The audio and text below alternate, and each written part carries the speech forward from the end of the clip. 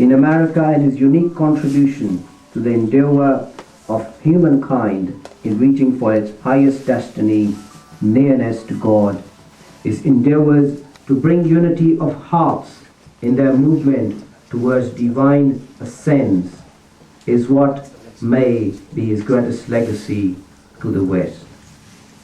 Brothers, I won't take much of your time. I hereby request Sheikh Hisham to please all of you to be say the back with me. Sallallahu alayka ya Rasul Allah wa sallam alayka ya Habib Allah. Assalamu alaikum wa rahmatullahi ta'ala wa barakatuh.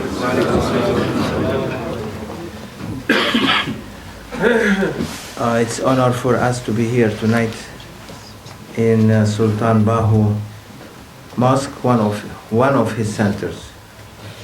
I went to many of his places, and we are thankful for your invitation. I was surprised to see Sultan Bahu Center in Spain even. I don't know if you know that they have centers there.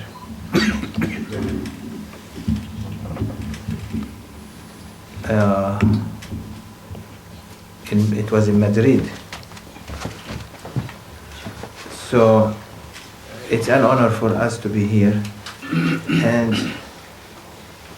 and I will ask our brother Sheikh Jamaluddin to come and sit here. Where is he?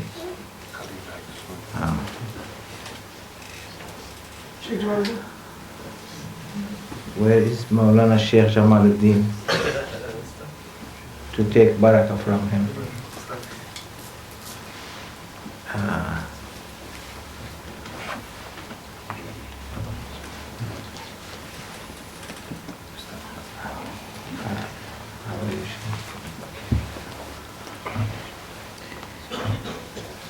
He is Maulana Sheikh Nazim's representative and honorable deputy. I know him since the 80s, isn't it? 82. Alhamdulillah, Allah guiding good people to Islam. He brought a lot of European into Islam.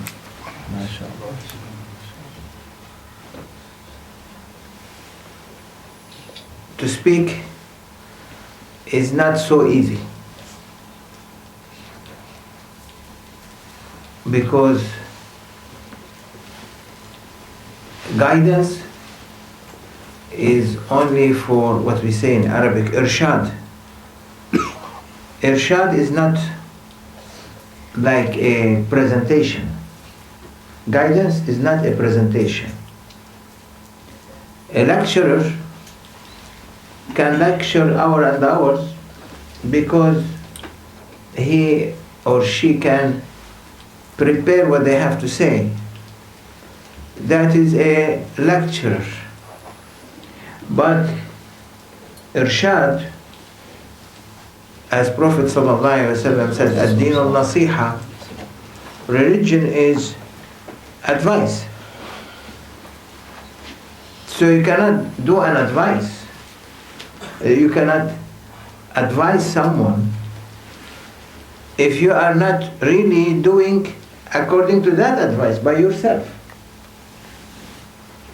So if you don't apply it on yourself, what kind of an advice you are giving? Means there is no light in it. Most important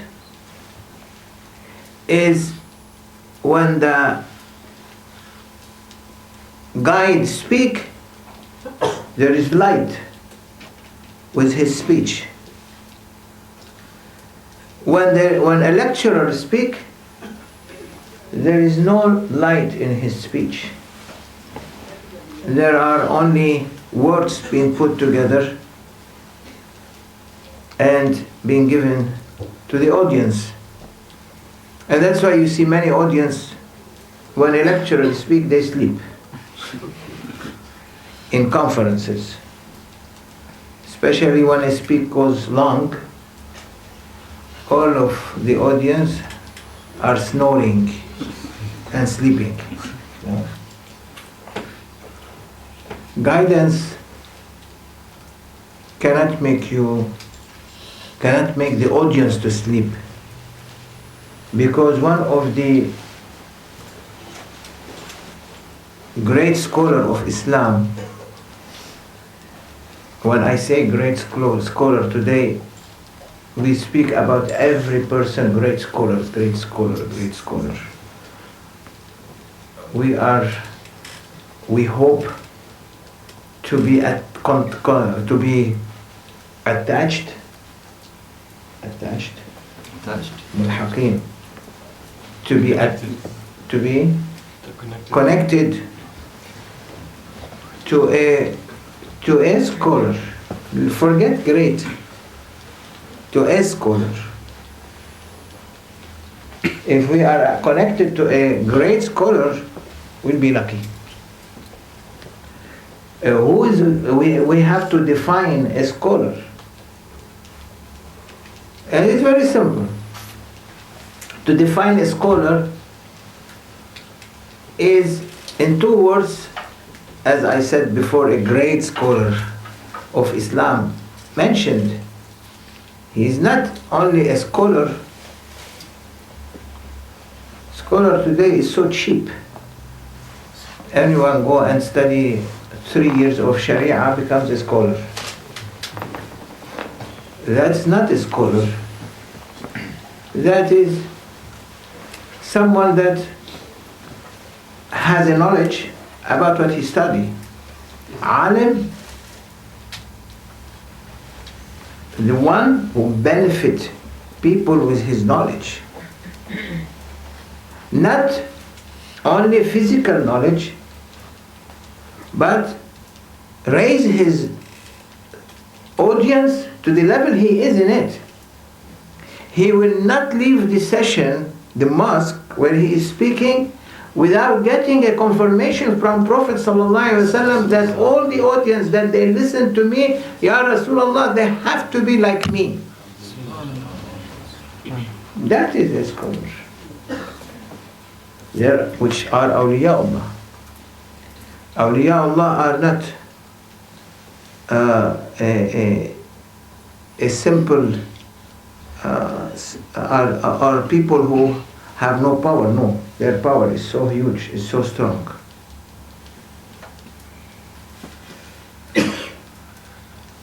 So that great scholar of Islam, what he said, he is defining a real one from someone different, and he is Ibn Ajiba, and he said that knowledge is of two kinds, and put this in your mind. Knowledge is two kinds of knowledge. One is ilm al-awraq, the other is ilm al-azwaq. One is the knowledge of letters that people study in schools, in universities, and one knowledge of taste. And the description of it, small description to give, means the one who gives you a taste, to taste what you are hearing, is what is important. It's not the description of the water, I'm describing for you water and you are happy. Is I give you to taste the water. And I ask you a simple question to myself and to you. How we memorize Quran? To give the meaning. How we learn Quran? with the teacher. Why you answer?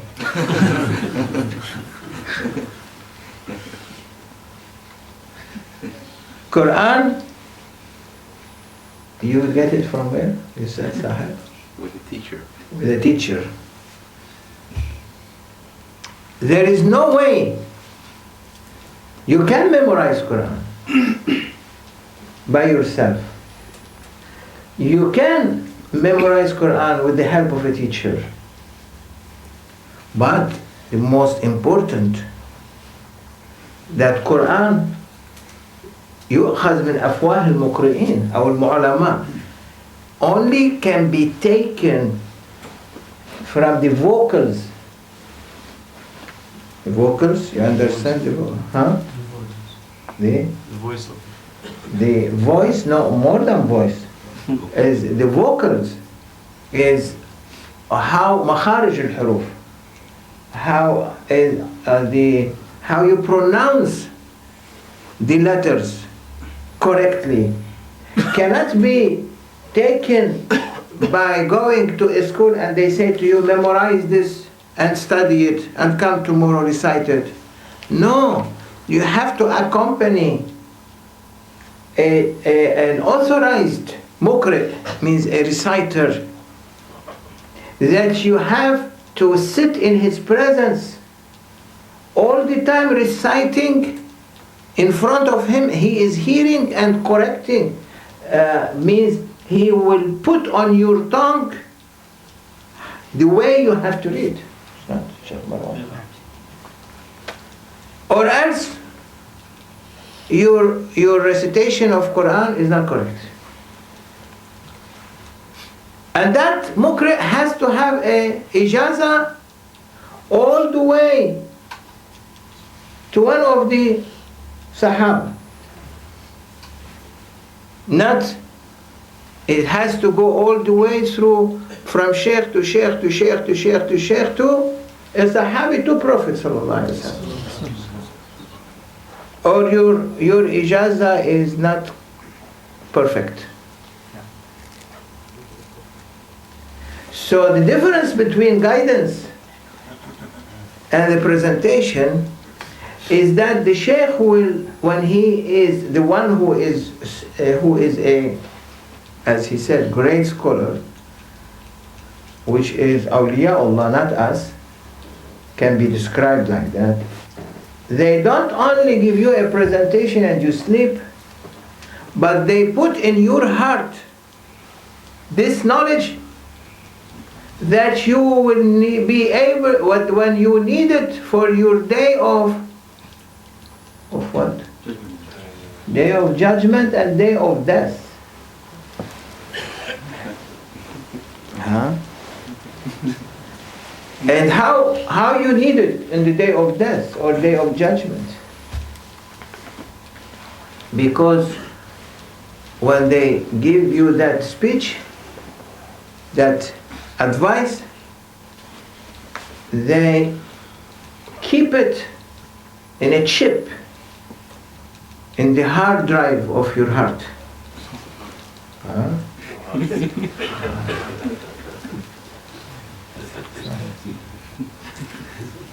So, in dunya, if you are able to reach a certain level of a spiritual computer engineer,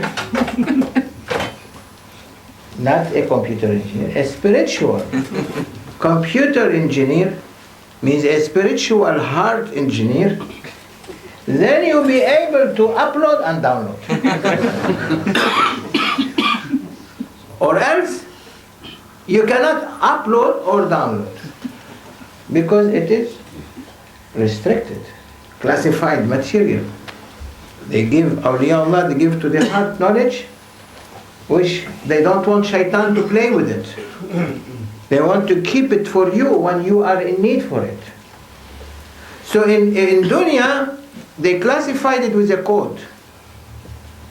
If you are advanced in tariqah, in a spiritual way, in your journey to Allah subhanahu wa ta'ala, in every station you reach, they give you a key.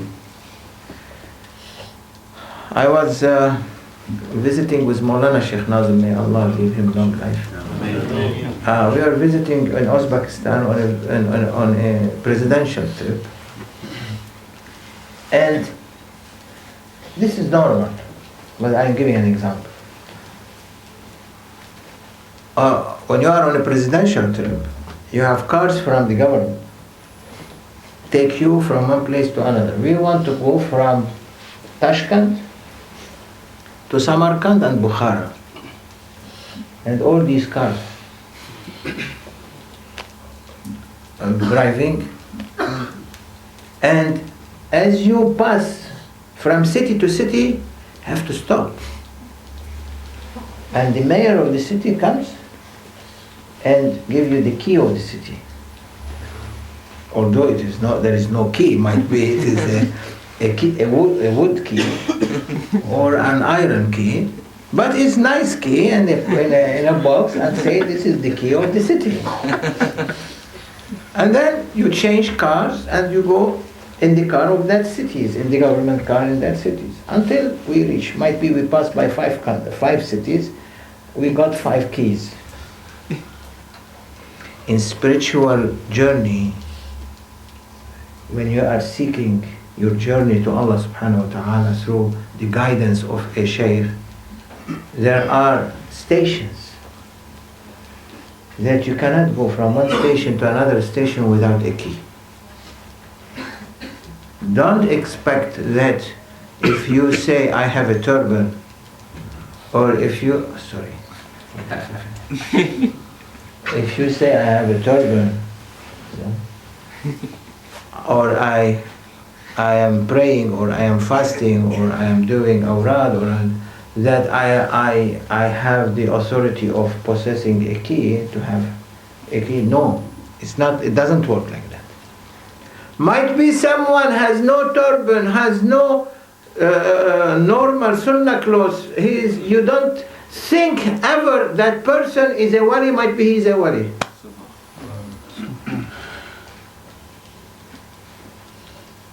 Someone told me a story, nice story. I will say it to you, to see, to show you how much you cannot expect everything that what your eyes are seeing to be real. Sometimes you see things that your eyes cannot accept, but it on the contrary, it is, and it means what you see with your eyes might be illusions sometimes. It's not correct. We see this one has a turban, this one has a jubba, this one is sitting and say, oh, this is a big scholar, or this is a guy, the sheikh. Might be not. Might be a normal person that no one might approach him, might be he is a very high level person. That's why don't underestimate anyone. Grand Sheikh said one time, don't underestimate any person in the street. Might be he is someone that is of high level.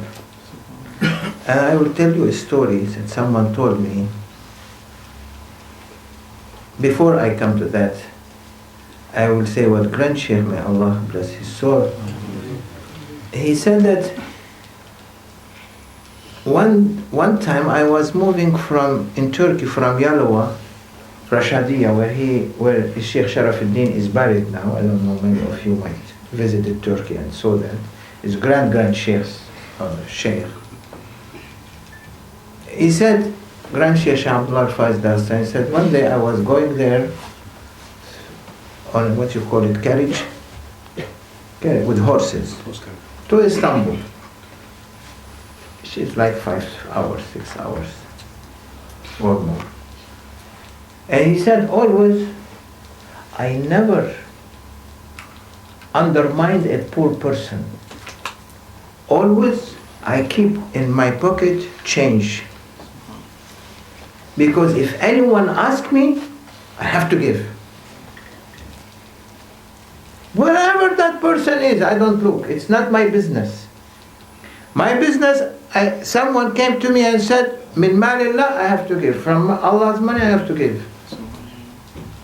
He is Muslim, non-Muslim, I'm not checking. I will give. He said, this is his story. He said, always I'm keeping always with me something that on the way I know many people will ask. And this one ask, I am giving, this one ask, I am giving, because horses stops in many different stations. In giving, I reach my destination. And someone came to me, very curly hair, dirty person.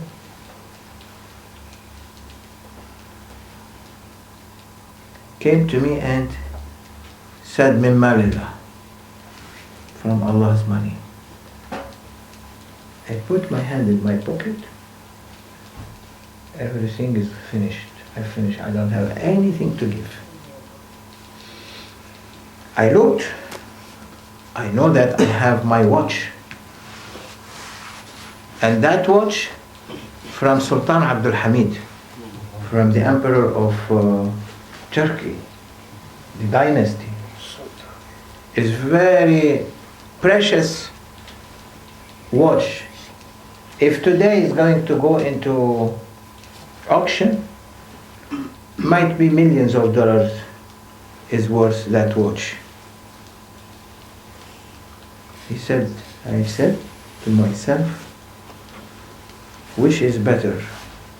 He is asking from Allah's money, and I give him the watch. It's Allah's money. Allah gave it to me, Allah take it. He took the watch from his pocket, he gave to that person, and that person gone. He doesn't know where is the watch now.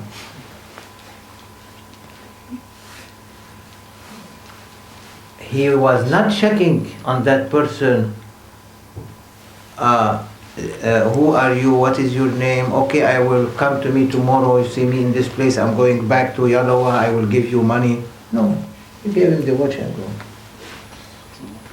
He didn't care. But what he cared, Allah subhanahu wa ta'ala will give him in return. Allah will give.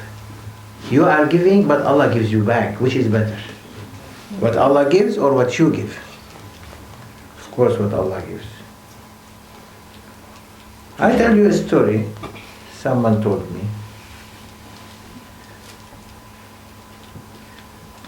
One person, he is a student, and students, they don't have money. Always they are, they get money from their parents, little bit, to study, because their parents, they don't want them to go right or left, especially youngsters today. This person he is in the university, and sitting there, at night he was feeling very hungry.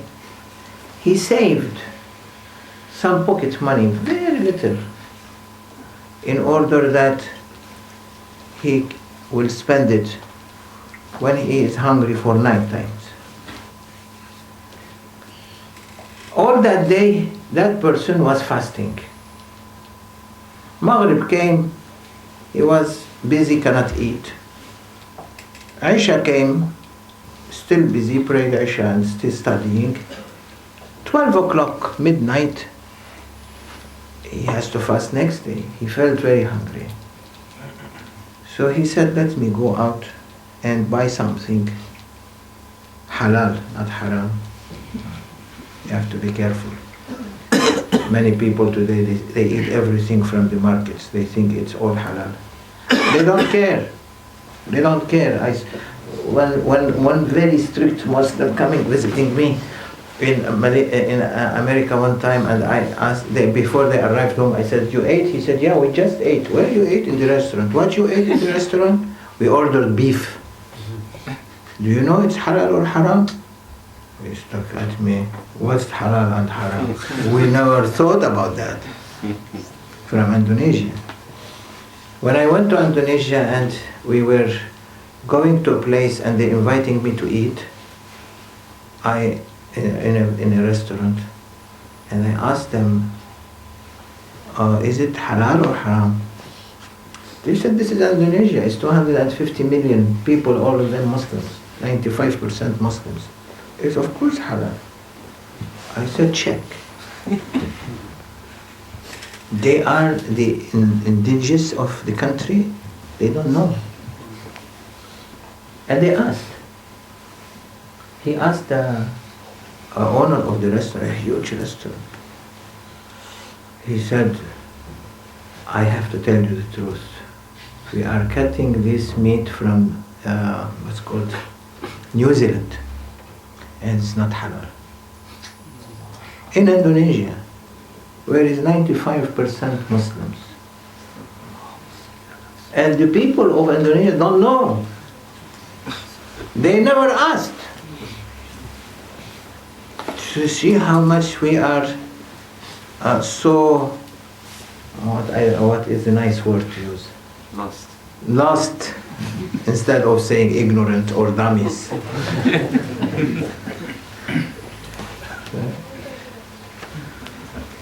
So that man, that student, went at night and looking, he didn't find except haram restaurants. He didn't go, he's a very strong Muslim. He went into a supermarket, want to go inside,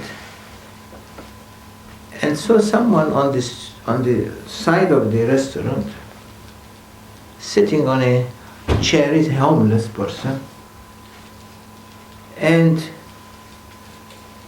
looking, no clothes, very, very old clothes, naked mostly, in winter, very cold, sitting by the supermarket, and people look at him disgusted, and this person passing through, that student, Muslim student, and he saw him and he felt pity for him, and in front of him he was putting a bottle which seems to be, because today you can see bottles, they are they look like alcohol bottles, liquors, but they are not.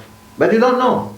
They are nicely made to look everything, they call it apple cider or whatever, I don't know. So he has a bottle there, empty bottle, might be he collected it from the garbage, and putting it on the table, empty. That student was looking and saying, oh, I must not look at him, because if I look at him, he's going to give me from Allah's money. And I don't have except these pennies to go and buy some food for myself. I'm fasting, tomorrow I'm hungry. So he was not looking at him. And he went into the supermarket. As soon as he entered there, he felt bad. He said, no, I cannot pass him. I have to go back to him. He went back to him, and he took the money that it was in his pocket. It might be equal to £1 or £2, and gave it to that foreigner, never seen, naked, disgusted, curly hair, dusty person, gave him the 2 coins. He looked at him and he said, thank you. And by name, he mentioned his name. That student was shaking. How he knew his name? In that situation, went into the store, look like a crazy, like goose buzz in, what you call them? Goosebumps. All his body, he was not able to take it, went into the store and wants to tell his story to someone, and look, and that man disappeared. Who was that man? Allah said, أَلَا إِنَّ أَوْلِيَاءَ اللَّهِ لَا خَوْفٌ عَلَيْهِمْ وَلَا هُمْ يَحْزَنُونَ. Allah said in Holy Quran about awliya Allah, they must not fear anything, they cannot get sad. And Allah said in Holy Quran to Sayyidina Musa and his helper, فَوَجَدَا عَبْدًا مِنْ عِبَادِنَا أَتَيْنَاهُ رَحْمَةً مِنْ عِنْدِنَا وَعَلَّمْنَاهُ مِنْ لَدُنَّا عِلْمًا. They found Sayyidina Musa and his helper, a servant of our servants. عَبْدًا مِنْ عِبَادِنَا. He didn't say عَبْدًا, but from many. One they found, Sayyidina Musa found one, but there are many. From these many, not money, from these many, or might be that Abd, which was Sayyidina al-Khidr, was sitting at this supermarket store. Saying to the person, thank you, Sulaiman, for example, thank you Adam, thank you Muhammad, thank you Ahmed. How he knew? That is the light which, what we call Nurul Mustafa. The Mustafa is the chosen, the light of the chosen one. When the light of the chosen one is spread, and you will be able to use it through the guidance of your master, of your sheikh, you will be able at any moment when the good self comes, is able to override the order and the command of the bad desires. That student, his good self, his good manners, the Sheikh's reflection, the light of Prophet ﷺ that was in his heart prevented him except to give that money, prevented him not to spend on his money onto himself, but to give that money to that person who was outside, although might not be hungry, but showing an act of goodness. رُبَّ أَشْعَثٍ أَخْبَرٍ لَوْ أَقْسَمَ عَلَى اللَّهِ لَأَبَرَّهُ. Prophet ﷺ said, might be a curly, oily, greasy, disgusted person people think about. If he will ask Allah subhanahu wa ta'ala, Allah will give. That person was like that. You don't know when you find them and when you see them. So it is Allah subhanahu wa ta'ala, the light of the chosen one, Nurul Mustafa, that has overtaken the whole universe with its all creation. That light in every one of us. But you have to know the code to download or to upload. If you don't know, then you cannot do it. And always don't underestimate the inspiration that comes to your heart sometimes. Follow it. Sometimes come to inspiration to the heart, do this. Do it. Don't delay it. All of us, we delay it.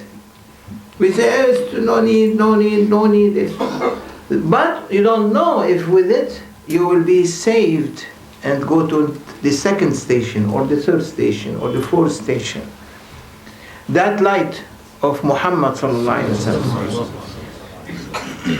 that Allah gave, Allah mentioned it in Holy Quran. in many places. And I'm not going to go through that, but I will go through the one that is more focused. Is وَعْلَمُوا أَنَّ فِيكُمْ رَسُولَ اللَّهِ. You must know that Muhammad sallallahu alayhi wa sallam, Rasulullah, is in you. Not as they translated it in English, among you, بَيْنَكُمْ, but فِيكُمْ, in you. So when that, and I feel bad when I say these things, because I feel how much I have done in my life, and I am doing in my life, of sins and badness, and speaking about this without trying to be better person, I feel bad also. So we have to feel badness, we have to feel to regret when we know these truths, we know these realities, and still we are doing the opposite. I don't understand why, how is ourselves, subhanallah, how being nurtured, fueled and nurtured with the love of shaitan and leaving love of Rahman.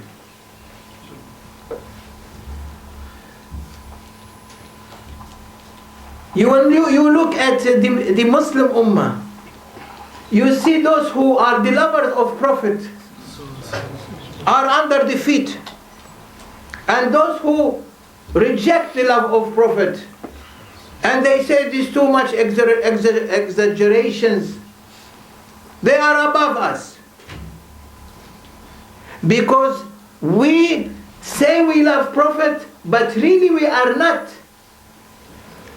trying to advance and accept that reality, to step over our egos and go ahead another station. But from beginning they say we do not care, we are not accepting the other ones. They are not accepting, so they are not working on that. That's why we are under a big test as the lovers of Prophet sallallahu alaihi wasallam. They don't care for the truth. Sayyidina Musa was looking for the truth. He was traveling and traveling and traveling until he finds Sayyidina al-Khidr alayhi salam.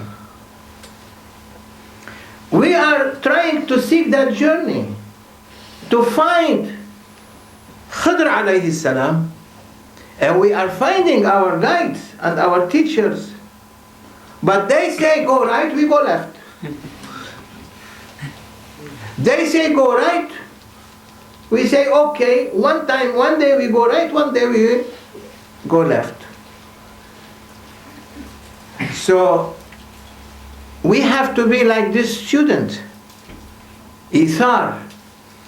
To, what ithar? To prefer someone on yourself. To prefer the benefit of him over yourself. That is what important. Prophet sallallahu alaihi wasallam, his wife Sayyidah Aisha radiyallahu ta'ala anha wa ardaha, and I will end with that. Someone one day, she is telling Sayyidina Muhammad sallallahu alaihi wasallam that story. So it's a Bukhari hadith. So one day she was at home and someone knocked at the door. She opened and she saw a lady with two girls on her hands. And she said, we are hungry. Knocking at the door of Prophet sallallahu alaihi wasallam.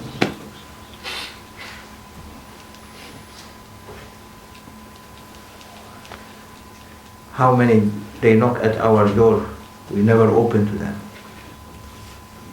Look, the door of Sayyidina Muhammad, how is open.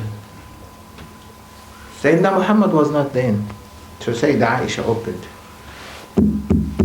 What you need? Can I help you? Yes, Ya Aisha. I am hungry. My children are hungry.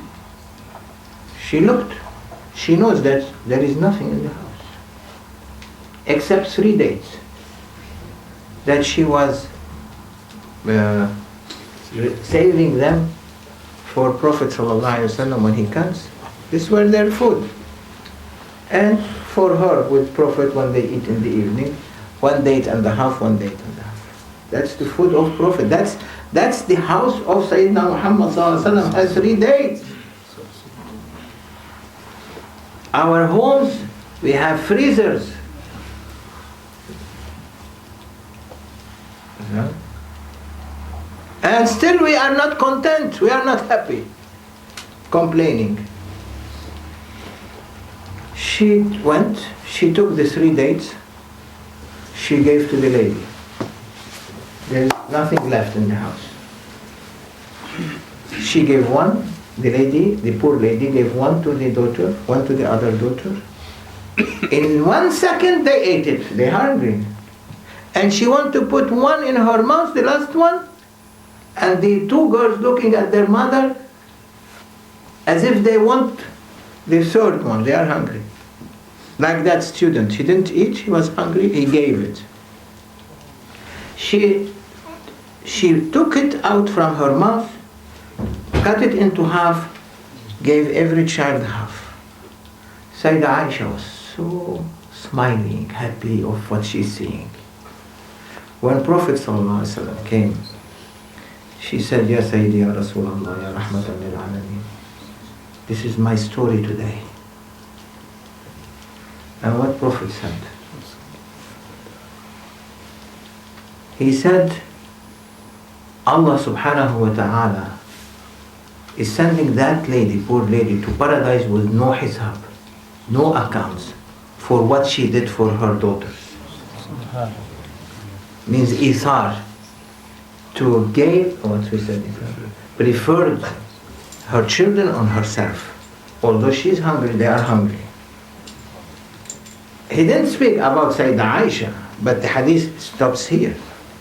Is that to say that the ithar, to prefer someone on yourself, is important. And that secret of the light of Sayyidina Muhammad sallallahu alaihi wasallam that is within everyone moves. You have to use it. You have to take benefit out of it in order that you will become a better person and better human being. We hope that Allah subhanahu wa ta'ala forgive us and keep us on the way of His awliya. And everyone has a shaykh. May Allah bless all the shuyukh and give them long life. And those who passed away, may Allah resurrect us with them. بحرمة الحبيب حرمة الفاتحة.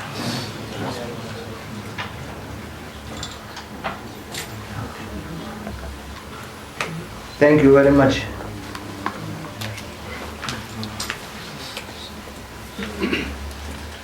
Sheikh, there's small boys here as well, if you'd like to give some message to them as well. Boys and girls there as well. Boys and girls, message for them. If they are hearing me, the message is to study as much as they can from their teachers and to be presenting the flag of Sayyidina Muhammad sallallahu alaihi wasallam wherever they go. To be the best examples of Islam. And may Allah give them that. That's what we ask for the new children, the new generation, to carry the message of Sayyidina Muhammad sallallahu alaihi wasallam forward, the message of love and peace and tolerance and acceptance. Assalamu alaikum wa rahmatullahi wa barakatuh.